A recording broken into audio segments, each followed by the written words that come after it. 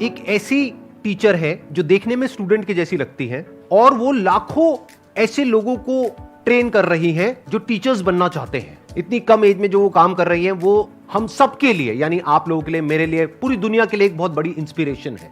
Let's give an energetic and warm welcome to the one and only Himanshi Singh.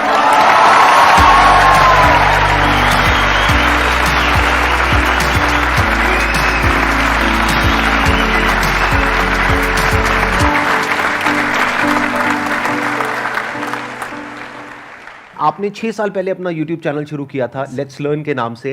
In fact ये नाम ही कितना कमाल का है, यानी ये सिर्फ सिखा नहीं रही हैं, सीख भी रही हैं। इनके लाखों सब्सक्राइबर्स हैं और करोड़ों व्यूज हैं इनके चैनल पे, यानी कि लाखों लोग इनको देख करके टीचर्स बन गए हैं।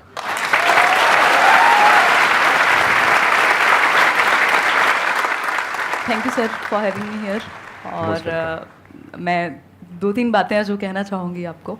मैंने फर्स्ट टाइम आपको देखा था 2012 में, मेरे 10th के एग्ज़ाम्स हुए थे और 2012 10 साल पहले। उसके बाद मैंने आपका द अनस्टॉपेबल अटेंड किया था जो आपके बर्थडे पे हुआ था 27th आपने लाइव अटेंड किया था? राइट। ओ, मेरे को नहीं पता था, मतलब you were in the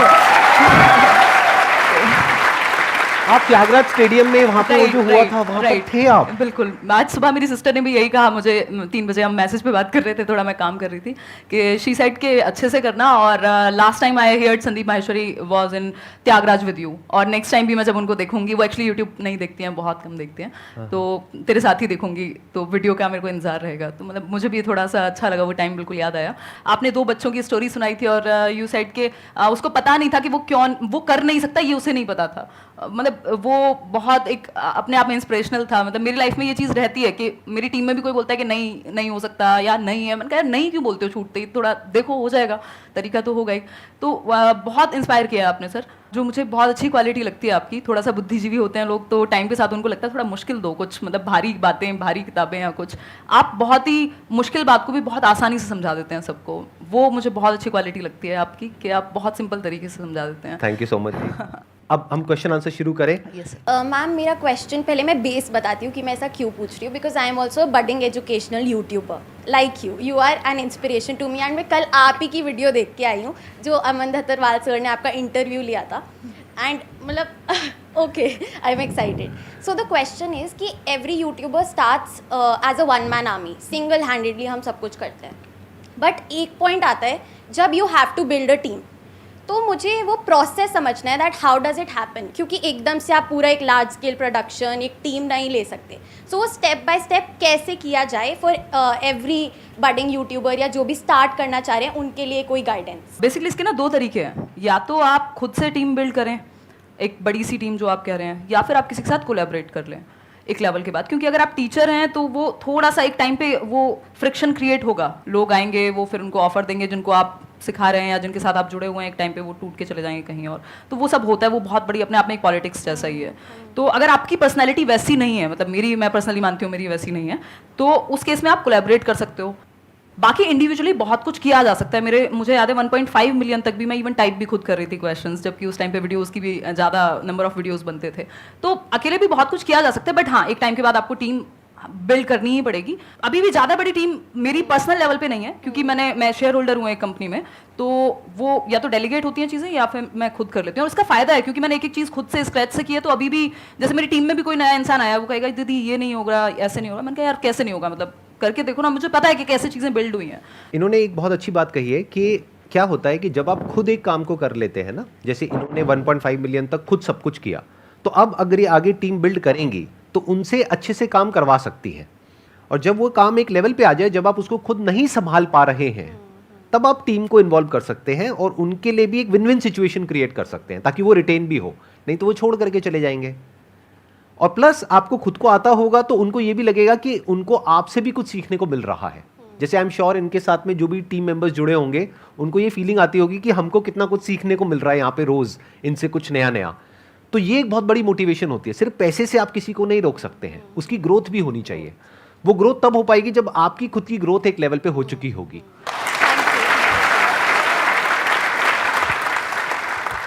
sir मैं एक डिफेंस एस्पिरेंट हूँ और मैं सीडीएस टारगेट कर रहा हूँ।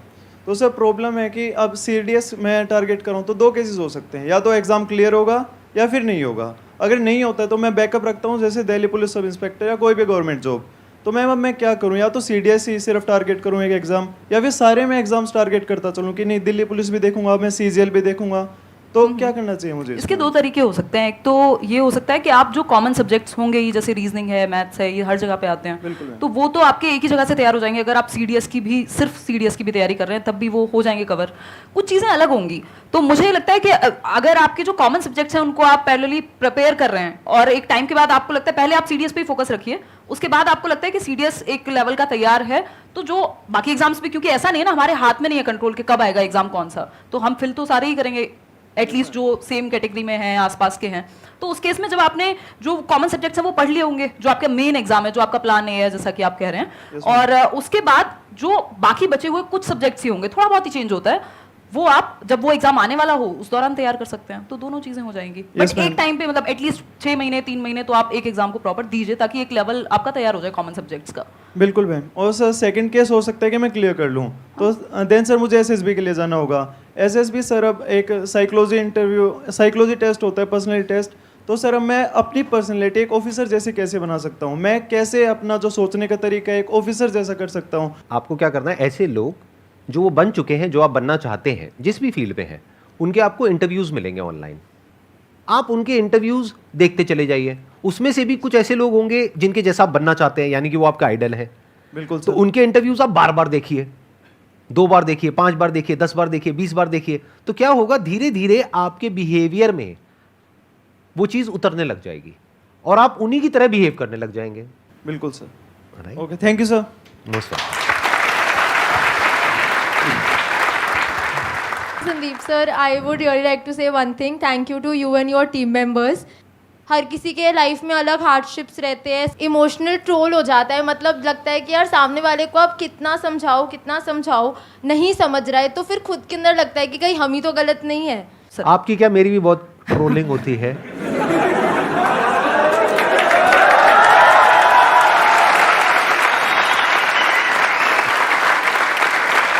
मेरा सिंपल सा इसमें आंसर ये है, लाइफ में हमसे गलती हो जाती है तो हाथ जोड़ करके सामने वाले से माफी मांगो। अगर वो माफ कर दे तो बहुत बढ़िया है, अगर नहीं करता है तो आप खुद को माफ करो। खुद को कभी ब्लेम मत करो। माफी मांगने से आप छोटे नहीं हो जाओगे, लेकिन खुद को ब्लेम नहीं करना है, क्योंकि गलती इंसान से होती है। हो गई आपसे गलती, यानी आपने कुछ करने की कोशिश करी और लोग आपको उल्टा बोल रहे हैं, तो आपको क्या करना है, ऐसे में आप कुछ मत बोलो किसी को भी, अपने काम को बोलने दो। अगर आपकी नीयत साफ है और आप अपने काम पे फोकस करते हो, और एक दिन ऐसा आता है जब आपका काम बोलने लग जाता है, तो अपने आप ही वो लोग जो आपको उल्टा बोल रहे हैं वो बोलना बंद कर देंगे। वो कब तक बोलेंगे, कभी तो सच सामने आएगा ना। एकदम। Thank you sir, thank you ma'am, thank you. मेरे जो पेरेंट्स हैं वो चाहते थे कि मैं गवर्नमेंट जॉब करूं, लेकिन मैं साइड बाय साइड अपना कंटेंट क्रिएशन का काम कर रही थी 1.5 साल से। लेकिन अब ऐसा पॉइंट आ गया है कि मैं उनको अब बताना चाह रही हूँ कि अब ये मैं करना चाहती हूँ। तो इसके अंदर पहली प्रॉब्लम यह है कि कन्विंस तो मैं जैसे तैसे कर दूँगी, लेकिन मुझे ये रिग्रेट आ रहा है कि उनकी मैं मतलब विशेज़ पूरी नहीं कर पा रही, तो उसका क्या करूँ। ये सिचुएशन ना, मतलब मुझे भी फेस करनी पड़ी थी एक टाइम में। मेरे फैमिली में सब टीचर्स ही हैं, गवर्नमेंट जॉब का पूरा है हल्ला एक तरह से। तो अभी आप किस स्टेज पे हैं ये उस पर भी डिपेंड करेगा कि आप अभी कैसे देख रहे हैं, आपको आगे तक का फ्यूचर कितना नज़र आ रहा है और कितना कॉन्फिडेंस है कि इस चीज़ में मतलब कर लोगे। देखो, इसमें 2 सिचुएशन हो सकती हैं। एक सिचुएशन ऐसी हो सकती है कि मैंने एक टाइम पे पापा को बोल दिया था कि मुझसे होगी नहीं जॉब ना, मैं 6 घंटे में खुश नहीं हो पाऊंगी, मतलब मैं कर ही नहीं पाऊंगी, मेरा दिमाग इतना एक्टिव रहता है अब कि मैं शायद वो उतनी शांत लाइफ नहीं हो पाएगी। तो या तो आपको अंदर से ये चीज़ लग रही हो कि यार यही करना है अब, तो मतलब आप जी भी नहीं पा रहे हो, मतलब आपको वो है अंदर से कि एग्जाम आ रहा है, बट आपका ध्यान उस चीज़ पे जो आप कर रहे हो एग्जैक्टली। तो अगर वो उस लेवल का है तो फिर तो देखो कन्विंस कर ही लेना चाहिए, और उनको बोल भी सकते हो, 1-2 साल का टाइम ले सकते हो। इसी लेवल का है, इसलिए कॉन्फिडेंस है, कर लूंगी convince। बिल्कुल, जब है तो फिर तो करके देख लो। और दूसरा, टाइम है, 1-2 साल में कौन सा दुनिया खत्म हो जाएगी, मतलब आप कर सकते हो बात। तो घर पे बात करो, थोड़ा सा, थोड़े दिन रहेगी, वो रहता है, सब जगह पे रहता है। और मतलब मैं वैसे कहती थी अपने दोस्तों में एक टाइम पे कि यार पैशन ना आपको समझ आता है, थोड़ा बहुत उनको आ जाएगा, बट उनको ना वो बाहरी मटेरियलिस्टिक चीज़ें या सोसाइटी की अगर हम बात कर रहे हैं या पेरेंट्स की भी कुछ हद तक, क्योंकि उनको आपकी सिक्योरिटी चाहिए, उनको ऐसा नहीं है कि आपसे कोई बहुत बड़ा पैसा चाहिए या कुछ, तो वो टाइम के साथ आ जाएगा अपने आप, फिर वो चीज़ अपने आप ही आपकी साइडलाइन हो जाएगी, आप खुद ही उनको भी आंसर मिल जाएगा। और इवन लास्ट ईयर भी आई थिंक वैकेंसी आई थी, तो मेरी मम्मी कह रही थी कि फॉर्म फिल कर दे। मैंने कहा मम्मी कैसी बातें करती हो। और इवन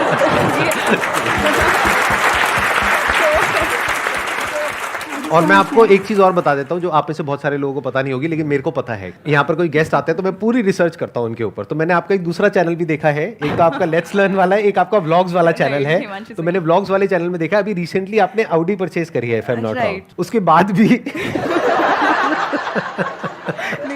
आप समझ पा रहे हैं ना? हाँ, तो इसलिए थोड़ा रिलैक्स रहिए, घर वालों को धीरे धीरे समझ आएगा। जब आपके पास 2-4 प्राइवेट जेट आ जाएंगे तब हो सकता है वो आपको भूलना बंद कर देंगे। तब तक सुनते रहिए, आराम से सुनते रहिए। साइड में आप तो है मोटिवेट करने को, जब साइड में मैं तो हुई, मैं तो साइड में ही।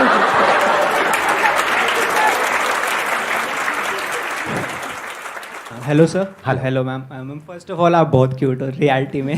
थैंक यू मैम एक्चुअली मेरा सीटेट से कोई लेना देना नहीं है, मेरा कुछ नहीं, मैं सिविल सर्विस एस्पिरेंट हूँ और एलएलबी कर रहा हूँ साथ में, बट स्टिल मैं आपकी सारी वीडियोस देखता हूँ, संडे वार्ता से लेके व्लॉग्स वगैरह सब, मैं बहुत इंस्पिरेशन लगता है। मैम एक्चुअली मेरा क्वेश्चन ये था कि मैं सिविल सर्विस की प्रिपरेशन कर रहा हूँ, फर्स्ट अटैम्प्ट दे भी चुका हूँ बट नहीं हुआ था क्लियर, फिर साथ में मैंने एलएलबी ले लिया ड्यू से, तो मेरे को लगा था कि मतलब बिजी रहना है, अपने आप को बिजी रखना है, नॉलेज गेन करनी है, तो मैंने इतनी चीज़ें मतलब ऐसे वो कर लिया, एक रायता फैला ऐसे कह सकते हैं, रायता सा फैल गया है, बट अब वो फोकस नहीं हो पाता है, वही इंस्टाग्राम पे रील स्क्रॉल कर रहे हैं। बेसिकली अगर वो मोटिवेशन कहा भी जाता है, जैसे मैं एजुकेशनल साइकोलॉजी भी डिस्कस करती हूँ कि नीड से आता है, तो अगर आपकी नीड वो वाली सच में बड़ी है तो आप तरीके ढूंढ लेंगे, वो मैनेज कर लेंगे। मतलब ऐसा नहीं है कि नहीं हो सकता है या किया नहीं है लोगों ने। मेरे खुद के कुछ फ्रेंड्स हैं जिन लोगों ने सेम जो आप बता रहे हैं वही सिनेरियो रहा है।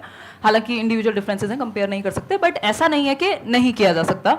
अगर आपकी वो नीड बहुत बड़ी है तो आप वेज ढूंढ लेंगे। और रील से तो वैसे भी कोई भला होने वाला है नहीं आपका, मतलब थोड़ा बहुत कभी देख लो तो समझ में आता है, बट वो तो मतलब हम इतने छोटे तो नहीं रहे ना कि हम अपना भला ना समझ सकें, तो इवेंचुअली तो वो हमें नुकसान ही पहुंचाएगा। मैम वो वहीं अटका रहता है दिमाग के, नहीं यार छोड़ो। ऐसा क्या मिल रहा है रील में? तो मैम पढ़ाई की तरफ, पढ़ाई से या कुछ प्रोडक्टिव काम से दिमाग हट के मतलब अनप्रोडक्टिव चीज़ों में हाँ, जा तो रहा है। आसान है ना, मतलब वहाँ पे अच्छा सर तो सब कुछ ही आसान है, बट मतलब वो कंपैरेटिवली इजी है ना, वहाँ थोड़ा सा पेन होता है। अगर आप पढ़ने बैठोगे मन भी इधर उधर भागेगा, तो आदत डालनी। अगेन नीड बहुत बड़ी नहीं है तब तक तो आप ऐसे इधर उधर घूमोगे।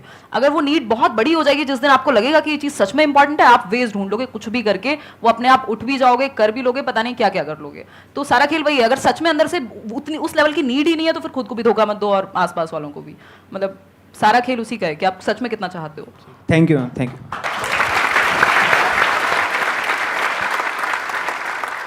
मेरे साथ ये हैबिट है एक तरफ से कि मैं अगर कोई पर्टिकुलर डेस्टिनेशन पे हूँ, कोई जॉब अगर मैं कर रही हूँ, कोई मैं डेजिग्नेशन कर रही हूँ अभी, तो मैं उसको ना ज़्यादा देर तक मैं कैरी नहीं कर पाती। मेरा इंटरेस्ट ख़त्म हो जाता है बहुत ही ज़्यादा जल्दी, जो कि मेरे फ्रेंड्स कहते हैं तुझे चीज़ों को कैरी करना चाहिए, और मेरे पेरेंट्स भी इस चीज़ को लेकर मुझे काफ़ी कहते हैं तेरा काफ़ी रिसेंटली मैंने भी CA के लिए अटैम्प्ट किया था, फिर मेरा दिमाग मतलब हट गया, वहाँ से प्रॉपर डाइवर्ट हो गया, फिर मैंने कस्टमर सपोर्ट ज्वाइन कर लिया, तो मेरा इंटरेस्ट बहुत जल्दी लॉस हो जाता है, और इसकी वजह से मुझे काफ़ी ज़्यादा प्रॉब्लम्स भी फेस करनी पड़ रही है, क्योंकि मेरा करियर एक तरफ से रुक गया है, हर जगह मैंने हाथ मार लिया और कुछ भी नहीं है मेरे पास अभी। तो मुझे ये एक तरफ से मुझे जानना है कि मीन्स एक जगह पर कैसे रुके। तो ये सर से क्वेश्चन था कि मुझसे था? मैम आप दोनों से ही है क्वेश्चन। अच्छा, आप ये कह रहे हैं कि एक जगह पे टिक नहीं पा रहे हैं, बट मुझे लगता है कि अगर आप सच में काम कर रहे हो, मतलब जो भी आप अलग अलग जॉब्स कर रहे हो, अगर वहाँ सच में एक्सपीरियंस ले पा रहे हो और ईमानदारी से वो चीज़ कर रहे हो, सीखने को मिल रहा होगा बहुत कुछ, तो नुकसान नहीं है उस चीज़ में। मतलब कई बार हमें क्या चाहिए, हमें सारे आंसर्स पहले से चाहिए, बिल्कुल सेट होना चाहिए, स्क्रिप्ट थोड़े ना है, मतलब जिंदगी है, थोड़ा बहुत तो इधर उधर जाएगी। तो अगर आप सच में काम कर रहे हो, चिंता तब होनी चाहिए। अभी मेरे पास एक टीम मेंबर हैं, तो वो कल परसों कहने लगे कि दीदी मुझे ना इस बात की टेंशन हो रही है, किसी ने मेरे से पूछ लिया कि फ्यूचर का क्या है या क्या सोचा है। तो मैंने कहा तुम्हें इस बात की टेंशन क्यों है? टेंशन उन लोगों को होनी चाहिए जो कुछ नहीं कर रहे हैं। तुम यार मेरे सामने बैठे हुए हो, मेहनत करते हो, इतने मेहनती हो, 4 चीजें सीखते हो, फिर किस बात की टेंशन है? ग्रोथ तो हो ही रही है ना। तो जब कुछ ना कुछ कर ही रहे हो तो फिर नुकसान तो नहीं होने वाला, एटलीस्ट कुछ ना कुछ तो कर ही लोगे, मतलब वो सीख तो रहे हो ना एटलीस्ट। तो वो सीखना इंपॉर्टेंट है। अगर आपको अभी नहीं मिल रहा जवाब के एग्जैक्टली क्या करना है, मिल जाएगा, बट प्रोडक्टिव अगर आप हो, सच में कुछ कर रहे हो मेहनत से, तो इवेंचुअली सही दिशा ही होगी। ऐसा नहीं है कि कोई कि मतलब आप गलत जगह पे जा रहे हो। वो प्रॉब्लम तब है जब आप बैठ के डे ड्रीमिंग कर रहे हो। अनटिल अनलेस आप काम कर रहे हो तो फिर तो कुछ ना कुछ तो सीख ही रहे हो। एक है कि मैं क्या करना चाहता हूं या चाहती हूं, एक है प्रैक्टिकली आपको ये देखना होगा कि आप किस काम में एक्चुअल में अच्छे हो। जैसे अभी आपने बोला कस्टमर सपोर्ट डिवीजन में आप हो, तो कस्टमर सपोर्ट से क्या कनेक्ट होता है? सेल्स। और सेल्स में इतना पोटेंशियल है जिसकी कोई हद नहीं है। हो सकता है मैं आपसे पूछूंगा आप क्या करना चाहते हैं, आप कहेंगे मैं सिंगर बनना चाहती हूँ, मैं डांसर बनना चाहती हूँ, मैं ये बनना चाहती हूँ, मैं वो बनना चाहती हूँ। उसको छोड़ दीजिए। आप ये देखिए कि आप एक्चुअल में किस काम को करने में अच्छे हैं, जहां पे आपको रिजल्ट अच्छा मिलता है, जहां पे आपको एप्रिसिएशन मिलता है, जहां पे आपको ये लगता है कि हाँ मैं इस काम को कर सकती हूं। जो अभी आपने बोला मैं उसी पॉइंट को आगे बिल्ड कर रहा हूं, that could be customer support. तो अब आप इससे एक रिलेटेड लाइन है, दैट इज सेल्स। सेल्स से रिलेटेड लाखों बुक्स हैं, उसमें से जो कुछ कमाल की बुक्स हैं उसको आप पढ़ना शुरू कर देते हैं, तो ऑटोमेटिकली आपका जो दिमाग है वो सेल्स में आगे बढ़ता चला जाएगा। तो उसके लिए आपको क्या करना है, अपना पूरा फोकस डाला सपोर्ट को समझने में। आपने बोल तो दिया सपोर्ट, कस्टमर सपोर्ट, ये कोई छोटी चीज नहीं है। एक कंपनी के लिए कस्टमर से इंपॉर्टेंट कुछ नहीं है। अगर कस्टमर कंपनी को छोड़ देगा तो कंपनी बंद। तो customer support is very very important department, जिसको हम कई बार छोटा समझ लेते हैं। हमें लगता है I am in customer support. नहीं, it is not a small department. तो आप पहले समझिए कस्टमर सपोर्ट क्या होता है। अभी तो आप बाई चांस उस फील्ड में चले गए हैं, आपने कहीं अप्लाई किया, आपको जॉब मिल गई, but you are not an expert in that field. आप ये नहीं कह सकते कि मैं दुनिया की बेस्ट कस्टमर सपोर्ट एग्जीक्यूटिव्स है उसमें से एक हूं, कि अगर मेरे पास में कोई कस्टमर आता है डील करने के लिए, चाहे 1-on-1, चाहे ऑनलाइन, चाहे कैसे भी, I can convert that customer. ये कॉन्फिडेंस अभी आप में नहीं होगा।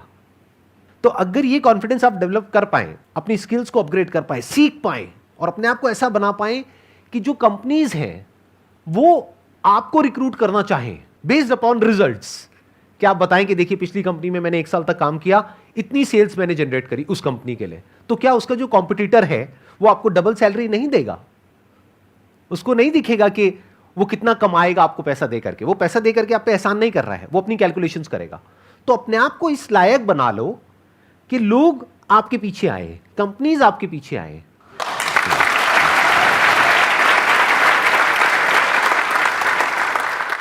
Ma'am, as you said that you used to live near a village type area and you started at a very young age.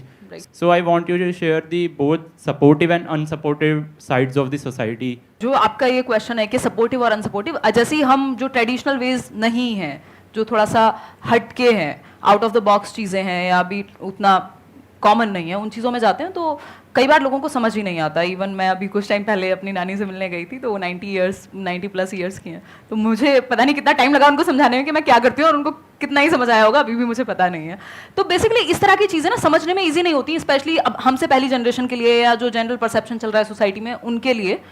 But कुछ कुछ चीज़ें अपने आप समझ आएंगी टाइम के साथ, मतलब वो टाइम को जवाब देने दीजिए। आपको अगर सच में इंटरेस्ट है और आप उस चीज़ को करने में खुश हैं, आप सीख रहे हैं और एक हर दिन एक नया चैलेंज है और आपको लग रहा है कि आपकी ग्रोथ हो रही है और आपको पता है कि यहाँ तक का रास्ता दिखा है, क्योंकि ये ऐसी चीज़ थी जहाँ पे मुझे पता नहीं था कि ये करियर भी हो सकता है। इवन मैंने जिस दिन फर्स्ट वीडियो डाला मुझे नहीं पता था मोनेटाइजेशन जैसी कोई चीज़ होती है, वो वीडियो कैसे डालते हैं वो भी मैंने सर्च करके ही डाला था।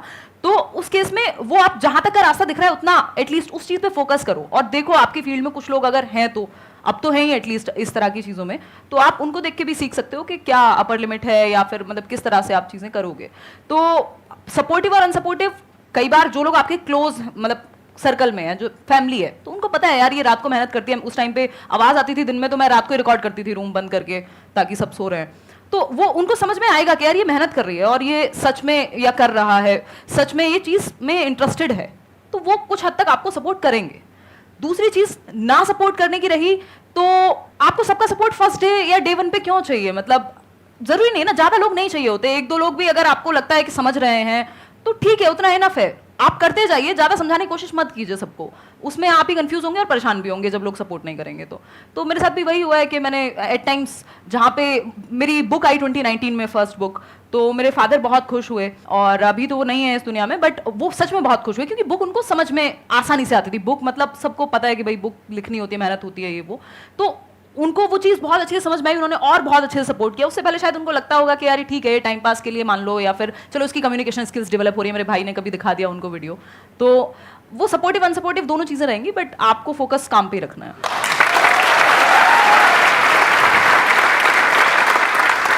मेरे अंदर से सही में एक क्वेश्चन आ रहा है आपके लिए, मैं पूछ सकता हूँ बिल्कुल आपसे सर, बिल्कुल। कि इतनी कम एज में इतनी मेच्योरिटी आई कहाँ से आपके अंदर? मतलब इतनी कम एज में जो आप बातें कर रहे हो, आई एम श्योर आप लोग भी फील कर रहे होंगे कि जो इनके आंसर्स हैं उसमें जो डेप्थ है, जिस लेवल की इनकी मेच्योरिटी है, बहुत कुछ मेरे को आपसे सीखने को मिल रहा है, सीरियसली, जेन्युइनली। तो ये कहाँ से आई इतनी कम एज में इतनी मेच्योरिटी आपके अंदर? मुझे लगता है कि वो जो मेरे फॉर्मेटिव ईयर्स थे, ऑलमोस्ट 13-14 ईयर्स जो मैं गांव में थी, फिर टीचर्स की फैमिली है, तो बचपन से वो देखा है वैल्यू कि पैसा कम है चलेगा, बट वो वैल्यूज़, सच बोलना, या मतलब ये सब चीज़ें कॉमन रही हैं आसपास। मैं देखती थी गांव में मेरे जो मामा जी हैं, उनके पास लोग आ रहे हैं, वो सलाह लेने आ रहे हैं कि मास्टर जी से पूछते हैं क्या करते हैं, या फिर कुछ भी इस तरह का। और ऑनेस्टी से लोग, हर चीज़ पे ऐसा नहीं होता कि यार मेरे को इससे कुछ चाहिए। अभी मैं देखती हूँ यहाँ दिल्ली में बहुत होता है ये चीज़ कि कोई भी आपके सामने बैठा है तो दैट मीन्स पहले, अब तो मुझे शक्ल देखते ही मन करता है पूछ लूं क्या चाहिए भाई, बता दे। तो इनडायरेक्टली मत घुमा। तो वो जो एक प्योरिटी है, वो चीज़ वहाँ से आई। फिर फादर भी हमेशा उसी तरह की बात, फैमिली बहुत ज्यादा मैटर करती है, मतलब इस चीज में मेरे ये। और दूसरा जो एक्सपीरियंसेस रहे हैं अलग अलग तरह के, क्या ये जो आपने स्क्रैच से अपना ये शुरू किया और अपना ये पाथ बनाया और 6 साल में जो कुछ भी किया, उसने भी एक बहुत बड़ा रोल प्ले किया होगा सर? उसने क्योंकि वहाँ पे आपने ये बहुत कुछ सीखा होगा वहाँ से। बिल्कुल सर, बिल्कुल ये बात आप सही कह रहे हैं कि मतलब मैं अभी एक टेड टॉक भी हुई थी तो मैं वही कह रही थी, टाइटल था कि why not to become a millionaire, and I am saying this after becoming a millionaire my self.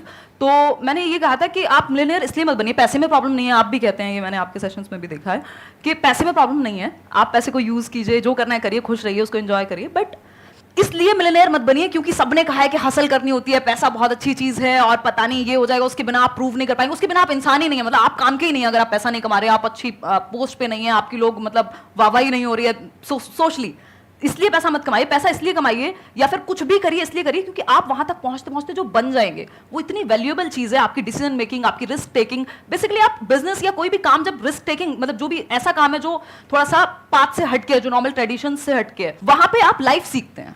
मतलब बिजनेस क्या है, लाइफ के जैसा है, जो मुझे समझ में आया है, या कोई भी नया काम जिसमें इम्परमानेंस है, कभी भी खत्म हो सकता है, लाइफ भी कभी भी खत्म हो सकती है।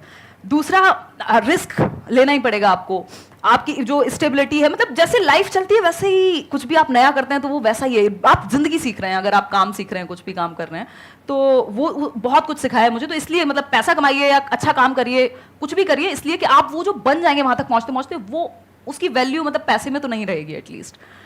तो दैट्स व्हाट आई फील।